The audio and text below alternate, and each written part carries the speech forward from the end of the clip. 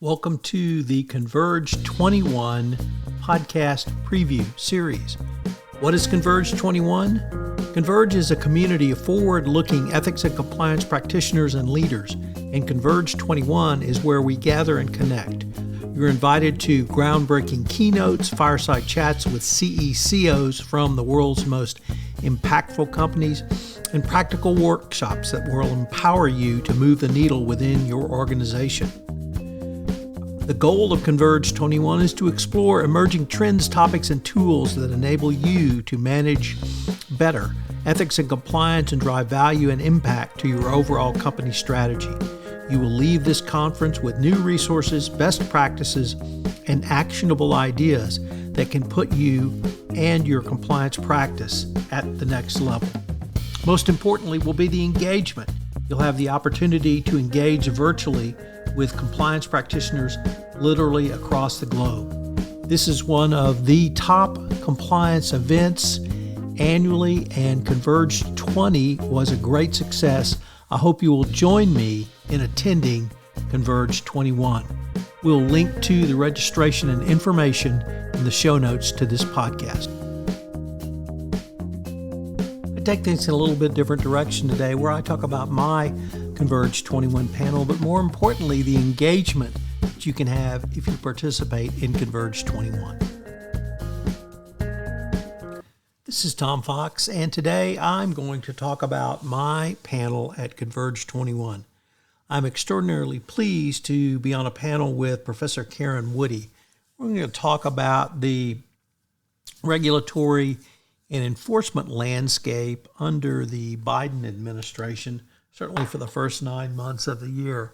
Karen is going to focus on the Securities and Exchange Commission, and I'm going to focus on the Department of Justice.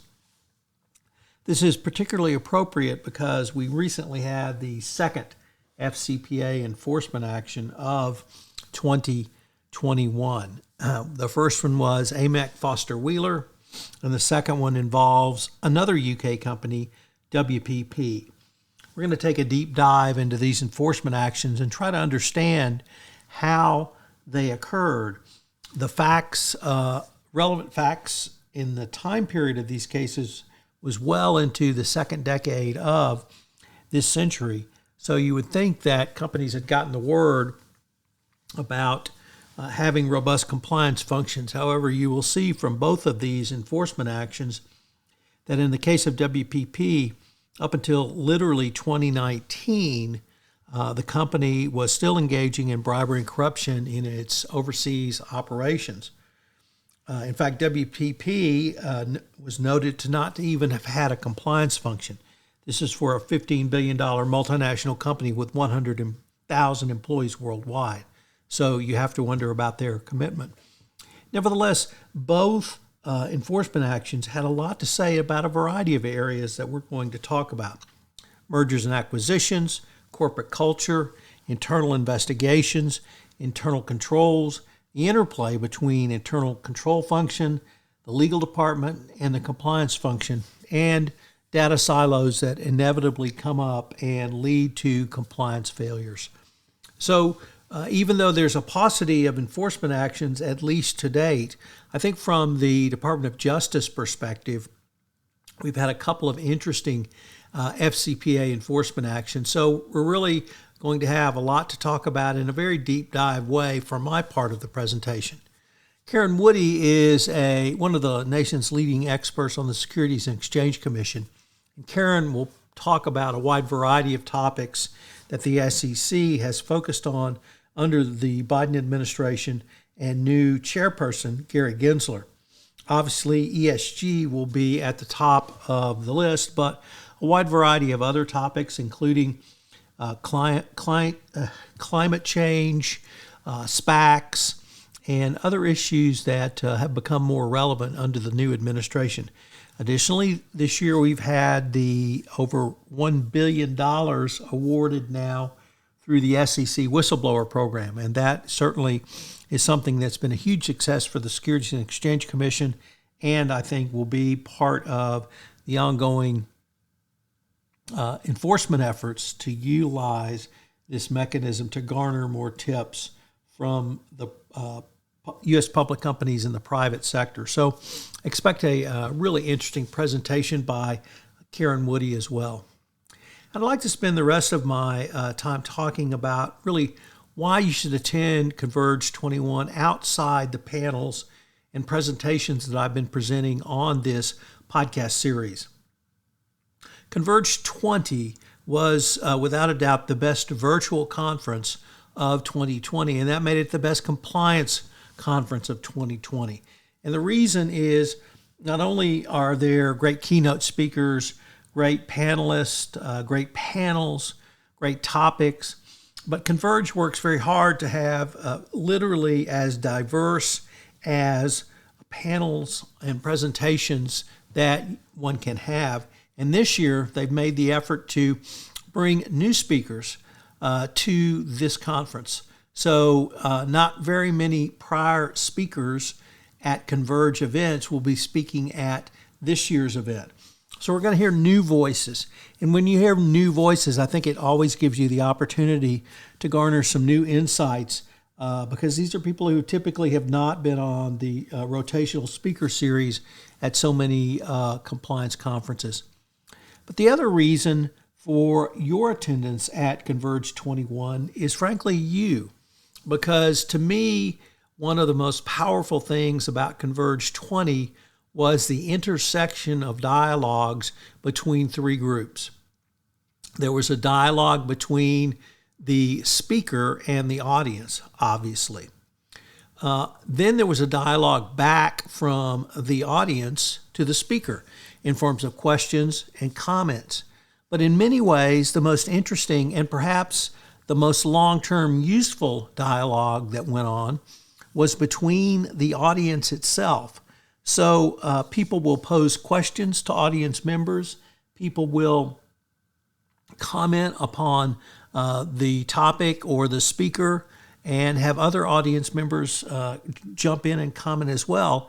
And then there'll be a dialogue created during the presentation between the audience and members of the audience. And I found this to be literally one of the most powerful dialogues and forms of engagement that I've ever seen at a conference. Obviously, you have that type of interpersonal dialogue in an in-person event, but as we all know from last year, in-person events didn't happen. And now, as we hopefully move into the next phase of the coronavirus health crisis through the Delta variant and perhaps beyond, we are still in this virtual phase. So you will have the opportunity to do what Wendy Barger said, make new colleagues, make new friends, garner new information and new ways to approach problems that perhaps you could not do so at a live event. And if you're an introvert and you're really not comfortable with walking up to people, introducing yourself and starting a conversation, you may be much more comfortable in doing so virtually. And that's really the power of Conversant and the Converge events. The Converge events continue the dialogue in the Converge community, so you'll have the opportunity to follow up, perhaps have dialogue with some of your colleagues that you meet at the event, but you'll also have the opportunity for white papers, for blogs, for other materials that you can implement directly into your compliance program. So the Converge event really operates on multiple levels.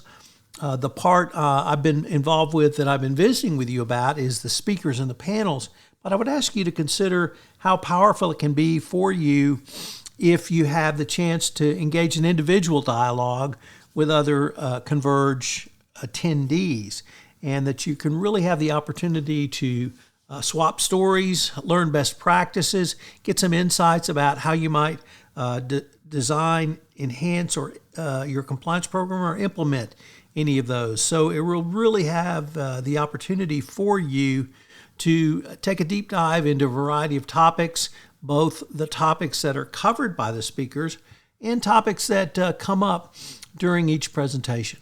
I can't really talk enough about how powerful this type of engagement is for the compliance professionals because, frankly, we haven't been able to have this type of dialogue for so long. And now With Converge21, following up on the power of Converge20 from last year, it gives you the opportunity.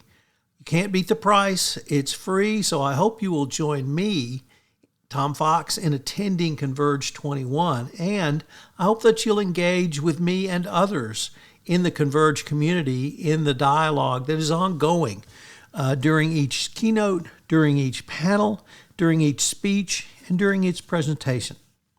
So check out the information that you'll find in the show notes around Converge21, and I look forward to seeing you at the event.